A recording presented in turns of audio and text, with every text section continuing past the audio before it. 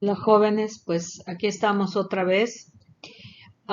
Esta es la última sesión del módulo 2, denominado Transformaciones del Mundo del Trabajo, que, que está destinado a analizar y discutir los efectos principales de cambio de modelo de desarrollo, como también se le denomina, a la implementación que los países hicieron con los principios neoliberales y su participación en el proceso globalizador, su impacto en el mundo del trabajo. En las sesiones anteriores hemos hablado de estos procesos de manera general. En esta quise referirme más que nada al caso de México, para conocer un poco cómo ha sido estos procesos en el país. Bien, vamos o sea, como punto inicial, pues siempre me gusta retomar algo de las sesiones anteriores. Recuerden que la crisis global del empleo es la principal expresión de todo este proceso globalizador y la ideología del neoliberalismo que, se, que los países pues se adhieren a él, ¿no? Entonces, esta crisis global del empleo pues se trata de una crisis que afecta a todo el mundo, aunque de forma diferencial. Ahora bien, las características principales, y eso es lo que vamos a ver, algunos de estos para el caso de México, es el incremento del desempleo abierto, la precarización del trabajo, la desaparición del empleo formal protegido, la terciarización de los mercados de trabajo, el aumento de la informalidad, el incremento de la migración laboral. Y aquí también hay que aclarar que son los jóvenes, las mujeres y las minorías étnicas los segmentos pues más vulnerables a todas estas condiciones. Bien, pues, ¿por qué es tan importante trabajar en la actualidad, no? Creo que este es el primer punto que tenemos que analizar un poco para que después veamos cómo, o sea, por qué nos afecta tanto el no tener una ocupación, el no contar con un empleo o peor aún, el tenerlo y luego perderlo por cuestiones de despidos. Em, Así es que a partir de que el trabajo se convirtió en mercancía en el capitalismo, pues el trabajo se convierte en una actividad desarrollada en la esfera pública, considerada por y para otros y de forma remunerada. Después de la posguerra, la relación salarial se extendió hasta ponerse en el centro de la cuestión social, por su para poder por su poder para insertar o excluir a los individuos de la sociedad, ¿no? Entonces, por eso esto es muy importante. De aquí que cuando no se tiene, o peor aún, como les decía, cuando se pierde, sus consecuencias atañen diversos niveles. Afecta al individuo, a la familia, a la comunidad y a la economía de la región y del país. A los individuos y a sus familias, bueno, los afecta porque mediante el trabajo obtienen ingresos, o sea, es la fuente de sus ingresos y su importancia radica en que determina el nivel de consumo que a su vez configura la calidad de vida a la que pueden tener acceso las personas, tanto los individuos como sus familias. Además de esta función económica, la ocupación en el ámbito personal, pues es fuente de reconocimiento, de identidad, de satisfacción y autorrealización.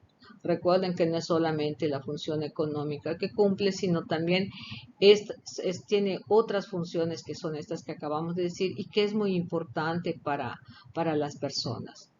Cuando hace falta, el individuo suele ser afectado en su autoestima y generalmente desemboca en problemas emocionales que los llevan al alcoholismo, a la drogadicción y en casos graves al suicidio. Si ustedes revisan las notas periodísticas o si ustedes están acostumbrados a leer los periódicos, ahí se pueden encontrar con muchas de estas noticias. Eh, y bueno, también esto se da en muchas partes del mundo, los suicidios por gente desesperada por no tener un empleo o haber perdido el empleo, cada vez se va haciendo más común. Cabe señalar que en el capitalismo el trabajo adquiere el carácter de imperativo social, deber colectivo y valor ciudadano. O sea, la ética que se promueve en el capitalismo es que todos debemos de trabajar y eso nos hace buenas personas, ciudadanos aceptables por medio del trabajo. Es lo que Castell denomina la afiliación por el trabajo, ¿no? Esta cultura del esfuerzo es la que permea todo el sistema capitalista a fin de sacar más trabajo a los individuos, muchas veces, no siempre, pero muchas veces a costa de la salud y de la vida. Estudios recientes han estado criticando esta absolutización del trabajo que anula cualquier otra forma de vida. Eh, entonces, pues habría que poner atención también en ello y reflexionar, pues también para nosotros qué significa el trabajo y qué lugar le damos en nuestras vidas.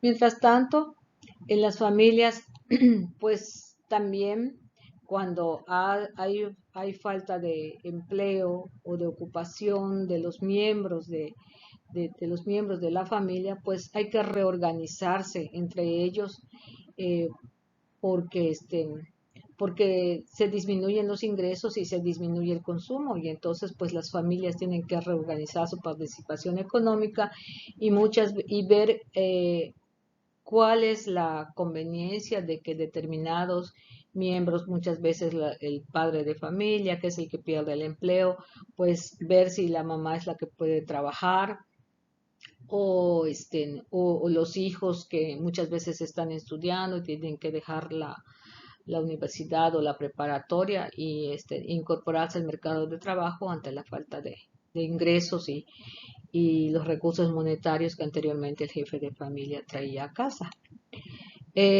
Pero también no tener trabajo afecta a la comunidad a la que pertenecen estas familias y personas, pues en lo económico se reduce la demanda interna a falta de ingresos, o sea, pues ya no pueden tener el mismo nivel de consumo y entonces pues se reduce la demanda interna y esto pues afecta también a la economía de la zona.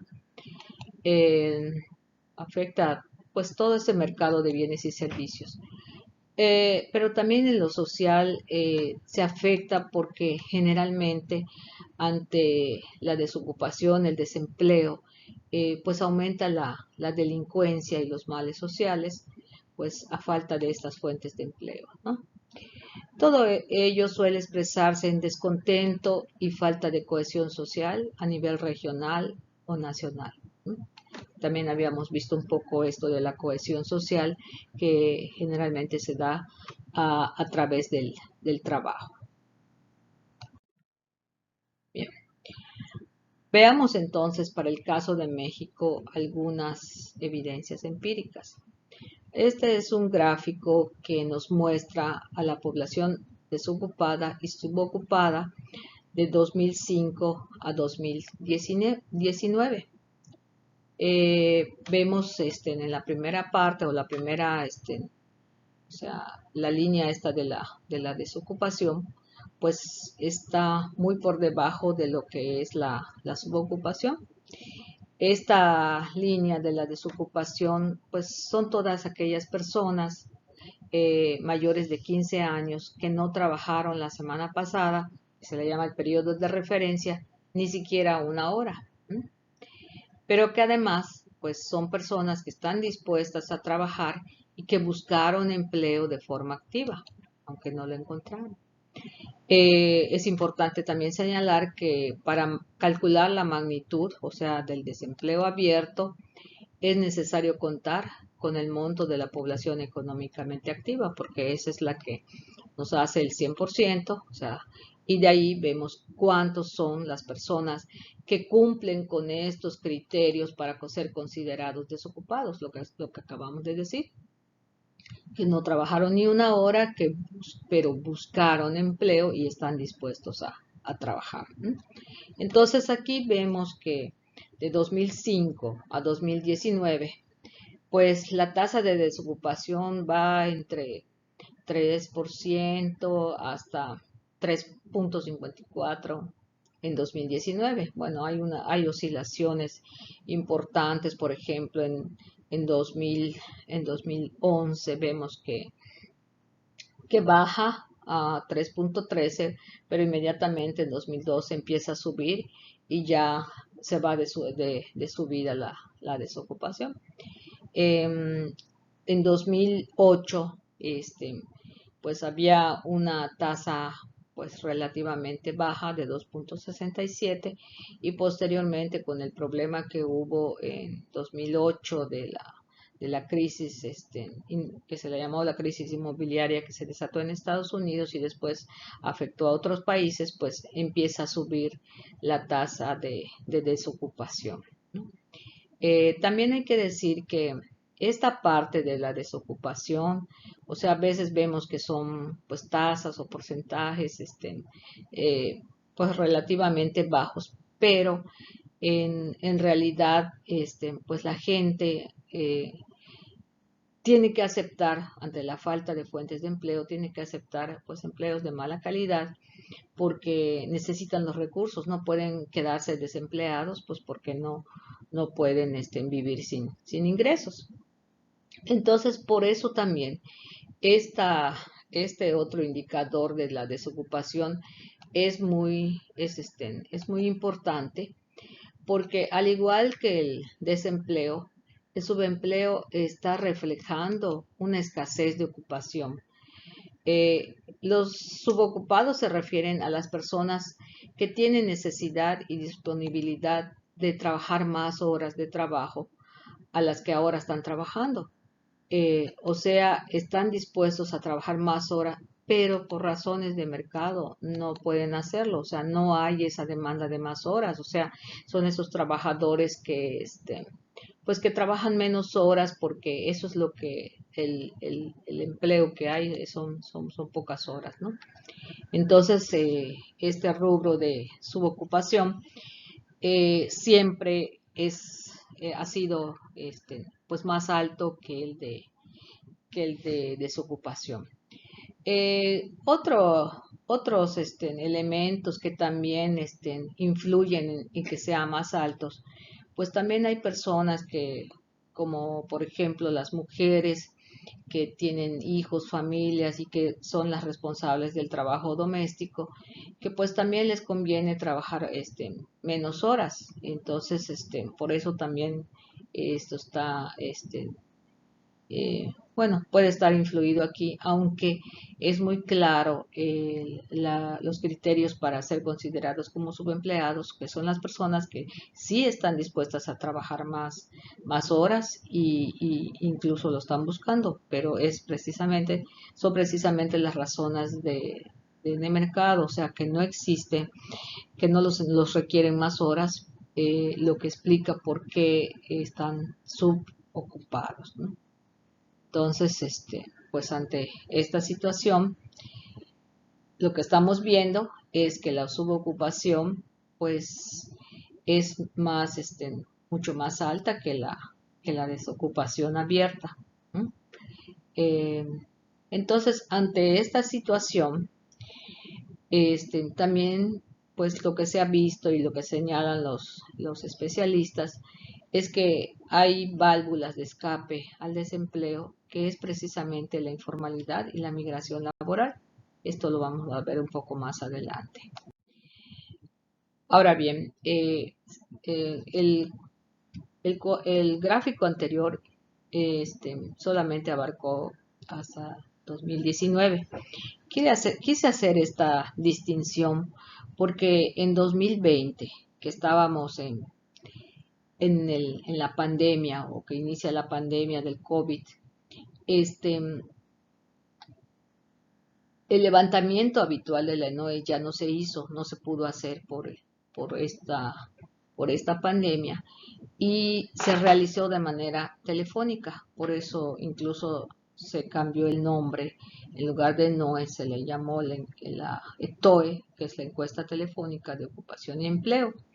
Y entonces, pues vemos que las cifras que nos está dando, o sea, que nos dieron en 2020 por el INEGI, que es la encargada del levantamiento de la ENOE y en este caso del ETOE, pues vemos como la desocupación pues subió a 4.81, que es más alto que lo que había en el 2019, y los subocupados se dispararon completamente porque de 7.7 que había sube al 23.76%. O sea, quiere decir que a pesar de estar ocupados, lo están solamente por algunas horas.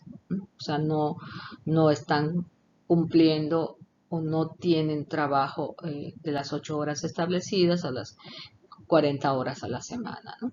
40, o 40, las 48 horas a la semana. Vemos también que los asalariados, o sea, las personas subordinadas, las que están en empleo, son alrededor del 66%, mientras que los trabajadores por cuenta propia son alrededor del 18.22%, o sea, que no son mayoría, pero sí es una cifra considerable, ¿no? O sea, los asalariados pues es más de la mitad y los por cuenta propia no llegan al 20%, pero pues sí son considerables. Eh, la informalidad, como decíamos, es una de las válvulas principales de escape de lo que es la falta de empleo, la escasez de ocupación, o sea, para las personas desempleadas. Entonces, pero ¿qué es la informalidad? Ya en sesiones anteriores habíamos hablado un poco de ello porque pues es una de las características de la estructura ocupacional y de América Latina, ¿no? Esta informalidad en realidad pues podemos decir que es un concepto controvertido, que no se refiere a ningún sector económico porque existe en todos los sectores económicos. Eh, Más bien se trata de un segmento de ocupados que comparten características como la ausencia de protección social y el incumplimiento de las obligaciones fiscales. El INEGI, para contabilizarlo, lo ubica en el ámbito de los hogares y lo define como las unidades económicas que realizan sus actividades a partir de los recursos de los hogares sin constituirse en empresa. O sea, este es uno de los segmentos de la informalidad, bueno, actualmente, porque a partir de 2002, la OIT, la Organización Internacional del Trabajo, amplió este concepto de informalidad a todos los trabajadores carentes de protección social. O sea, no importa si están en empresas formales, pero si no tienen protección social, son trabajadores informales, o sea, están en la informalidad. Este término de informalidad, pues es un término que, como les decía, es muy antiguo. La primera vez que apareció fue en los años 70, en 1971. Un antropólogo, Kate Hart, lo identifica como lo formal, o sea, hace una distinción entre lo que es el empleo formal con empleo asalariado y lo informal con la ocupación por cuenta propia. Y entonces a estos por cuenta propia es a los que ellos denominó como informales. Pero al año siguiente, en el 72, el Programa Mundial de Empleo de la OIT le denomina sector informal urbano. y lo explica como resultado de las migraciones rurales a las ciudades, donde a falta de un empleo se autoocupan como ayuda familiar sin remuneración en micronegocios o como trabajadores domésticos, ¿no? Esto por mucho tiempo, este fue la definición aceptada, ¿no? Y esta fue la explicación porque pues en esa época, en los años 70, es cuando se da el proceso de urbanización e industrialización en las ciudades y que demandaron mano de obra. Y entonces mucha gente del área rural se fueron a las ciudades, pero como no estaban preparados, empezaron a autoemplearse. Muchas veces trabajaban con parientes, pues como migraban del campo a la ciudad, llegaban con parientes y los parientes a veces tenían una tiendecita o un negocito y entonces ahí ellos ayudaban. Muchas veces incluso no les pagaban, pero les daban casa y comida. O también trabajaban en micronegocios o como trabajadores domésticos, sobre todo las mujeres. Entonces a eso se les llamaban trabajadores informales. En 1976 hay un programa regional de empleo para América Latina y el Caribe y allí se empieza a hablar que son informales los ocupados, los trabajadores ocupados en empresas pequeñas, no modernas, eh, y trabajan allá como trabajadores, o sea, independientes, no profesionales, y también nuevamente a los trabajadores del servicio doméstico. Las trabajadoras principalmente eran mujeres. En el 87 hay un autor también que es muy reconocido para este tema de la informalidad, que es de apellido de Soto, que pone el acento en la función del Estado y su aparato burocrático, porque él decía que es precisamente este aparato burocrático del Estado lo que inhibe la formalidad laboral por sus altos costos y excesiva tramitología. Entonces él le echa la culpa al Estado del crecimiento de la informalidad. Y en 2012 es el criterio, como les decía, de la ausencia de protección social, sin importar su condición de asalariado o no, lo que lo hace estar en la informalidad, ¿no?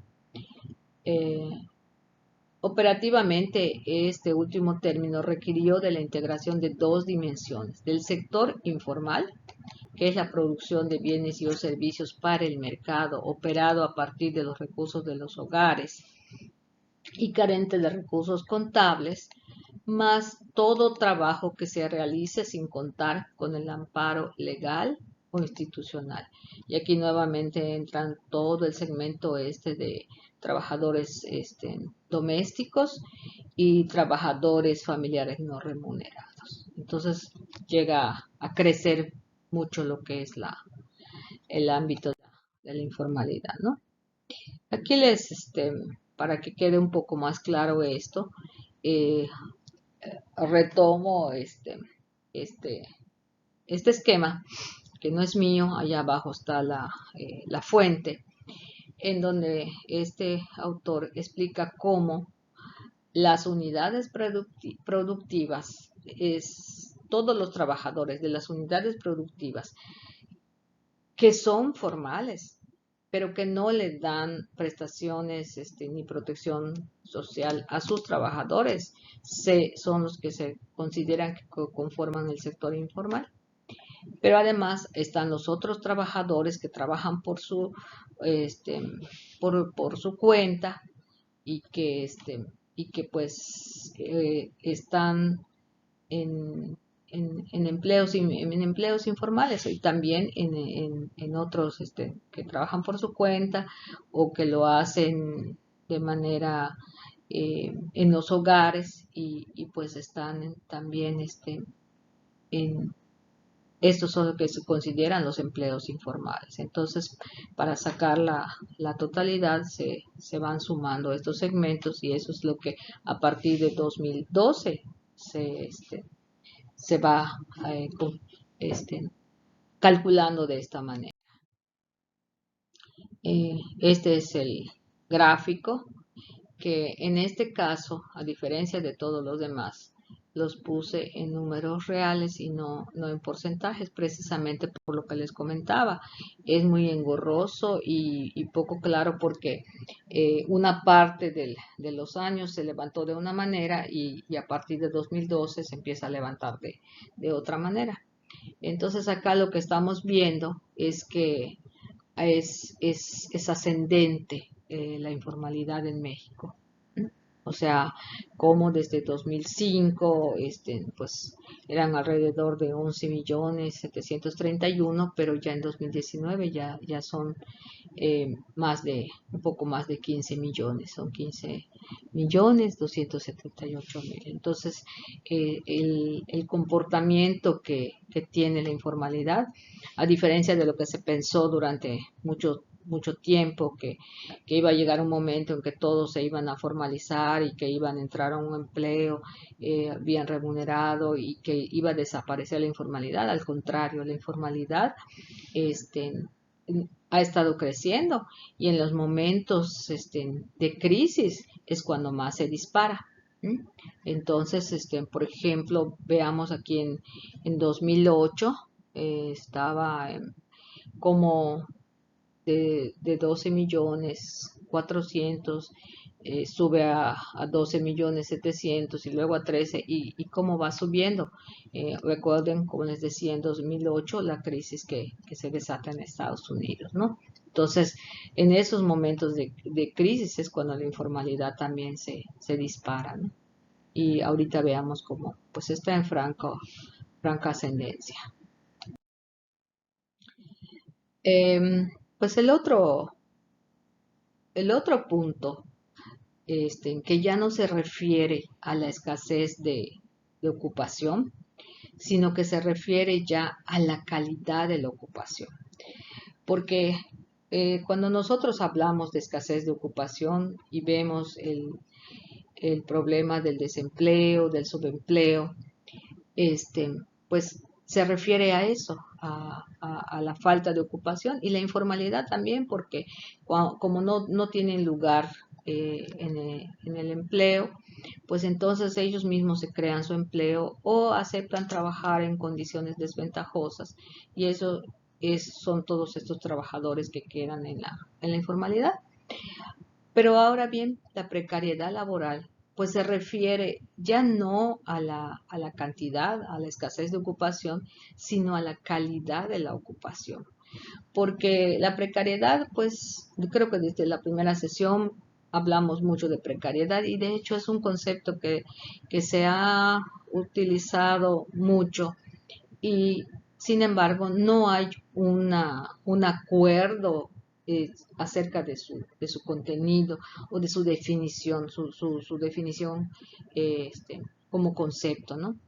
Más bien es un constructo conceptual que todavía está en evolución porque abarca formas de inserción y de relaciones laborales heterogéneas que son difícilmente comparables y homologables en una sola categoría. Esto es lo que dice esta autora Tisera y aquí yo creo que ella tiene mucha razón porque ustedes si llegan a poner en el en internet precariedad laboral y les va a salir infinidad de información de libros, de artículos que hablan de precariedad laboral, pero si ustedes comparan lo que cada uno está entendiendo, pues sí hay muchas similitudes y algunos elementos que se manejan, pero también hay otros pues que lo utilizan de una manera así,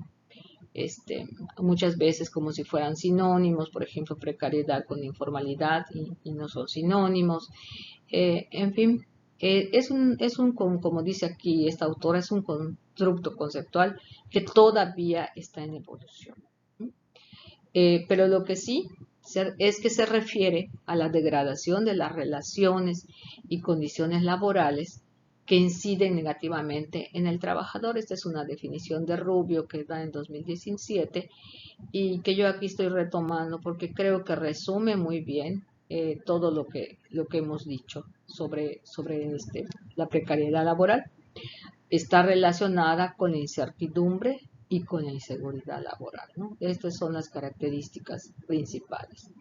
Entonces, lo que este mismo autor recomienda, en lugar de tener una definición así muy estricta y muy cerrada, es mejor hablar de dimensiones de la precariedad laboral, porque puede ser que uno tenga o cumpla esas dimensiones, algunas de las dimensiones, pero no todas, o que esté más cargado en una dimensión y no en otra. Bueno, veamos qué es esto.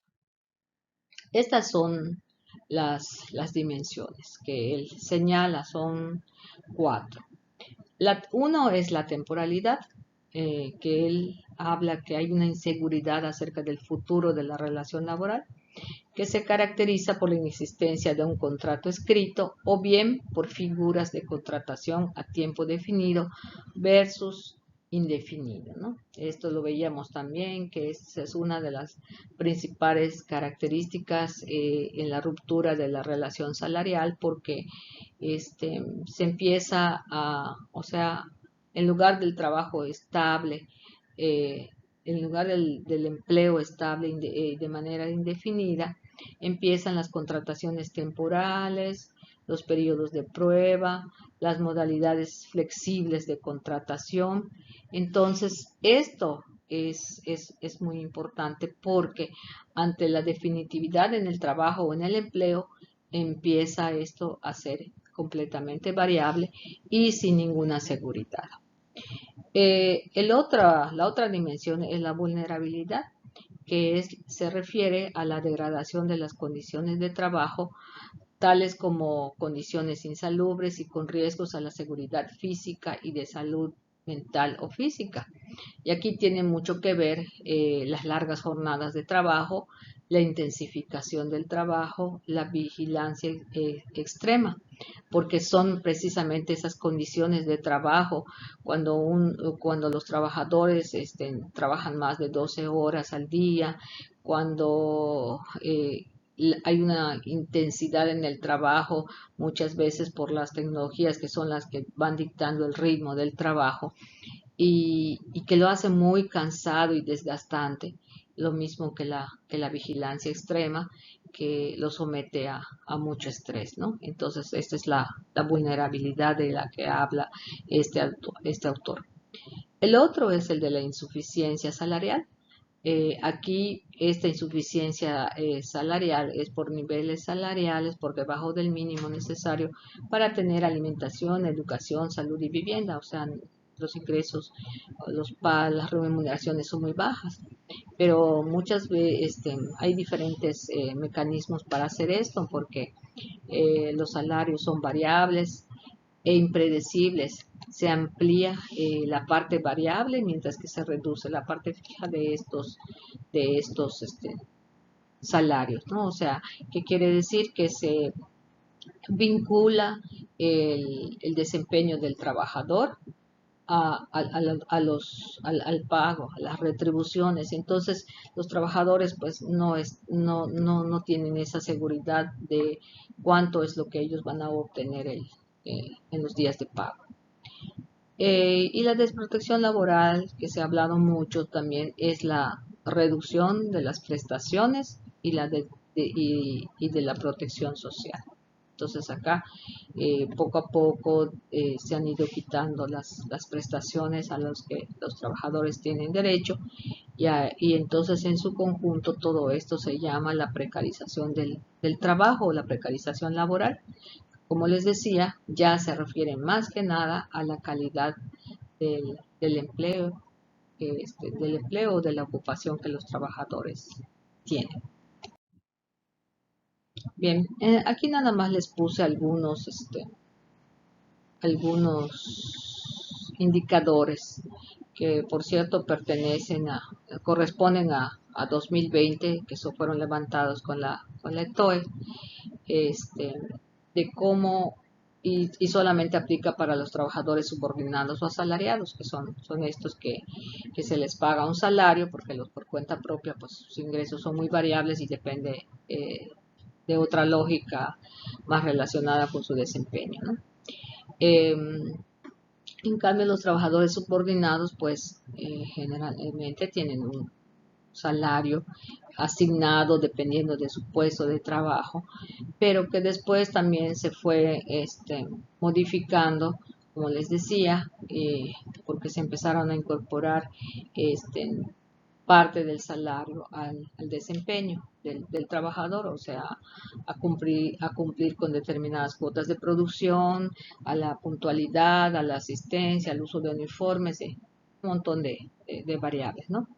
Entonces vemos como el personal que tiene, que gana hasta un salario mínimo corresponde al 21,66 de los trabajadores asalariados, y los que tienen de uno hasta dos salarios mínimos, es el 48,13. O sea, si nosotros sumamos esto, pues son más del 60%, casi bueno, de hecho creo que llegando al 70%, los trabajadores que se encuentran en estos dos rubros. O sea, la mayoría de los trabajadores está en estos dos rubros. Entonces, pues los salarios en realidad son muy bajos, ¿no? Son muy bajos todavía. Y son cifras de 2020.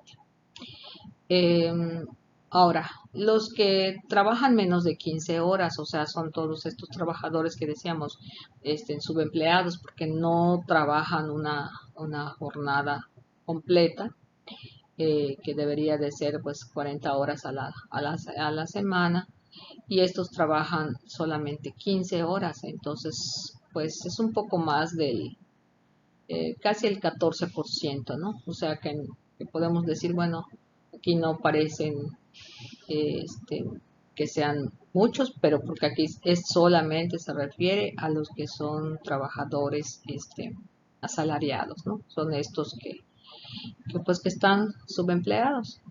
Ahora, también hay el otro extremo, los trabajadores que trabajan más de 48 horas a la semana, que es más de la cuarta parte.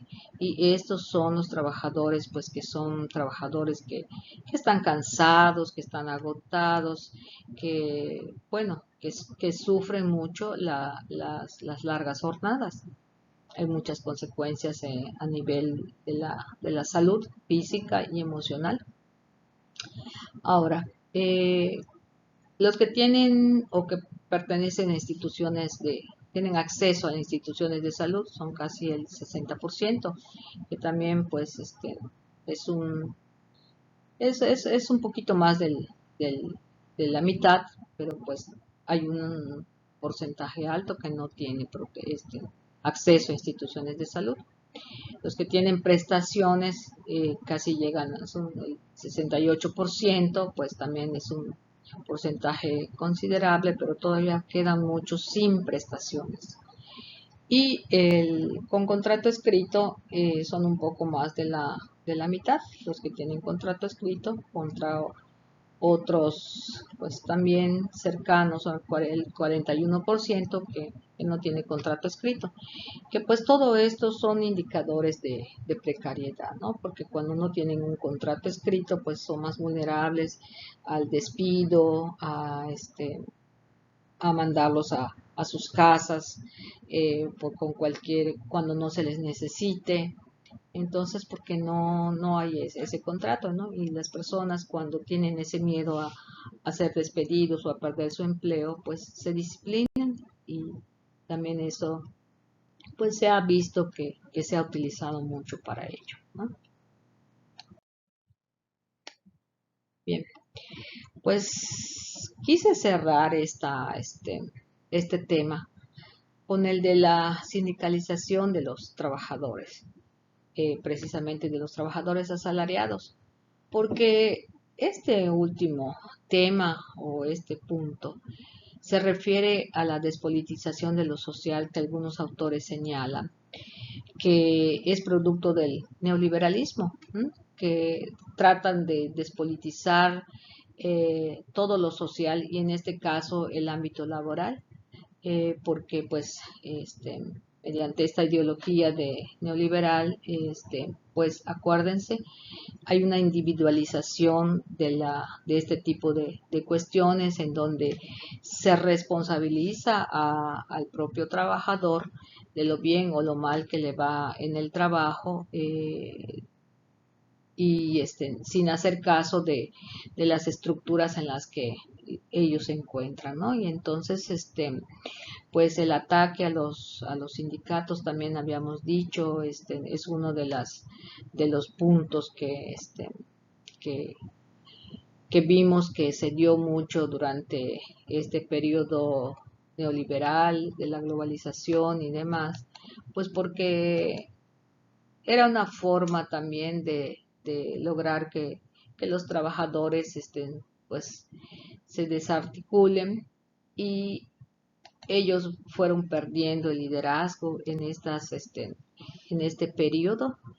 Y pues es muy claro aquí esta condición de afiliación sindical, como en 2005 pues estaba en alrededor del 16, casi 17, 16.77%, y cómo es clara esta tendencia de caída de la sindicalización, ¿no? Y es que eso nosotros pues empezamos en 2005, pero si nosotros nos vamos más para atrás y vemos, por ejemplo, los años 70, que es cuando el movimiento obrero pues tenía un lugar en la sociedad, y posteriormente, en los 80, que empiezan todos este proceso de globalización, y en los años 90 que esto se profundiza, es cuando se ve entonces esta caída fuerte de la afiliación sindical, ¿no? Y pues actualmente los sindicatos están enfrentando pues este descrédito que han tenido también por su actuación en en esta relación corporativa que hubo con el Estado, de los principales sindicatos de las centrales obreras, pues que hicieron alianzas con los gobiernos en turno para mantener de manera ficticia esta paz social mediante los, este, los contratos colectivos de protección. Entonces, de todas maneras, pues aquí vemos cómo es una caída abrupta que hay, eh, del, de la afiliación sindical, ¿no? Bueno, pues yo con esto cierro esta sesión y el módulo 2, y nos vemos en la siguiente sesión, que pues esa sí va a ser en vivo, en donde les esperamos para que ustedes lleven todos sus dudas, sus comentarios que tengan, respecto a estos 3 temas que vimos en este módulo. Espero también que vean las películas que se les propusieron, y lean también los artículos que se les dieron, porque esto es lo que complementa el-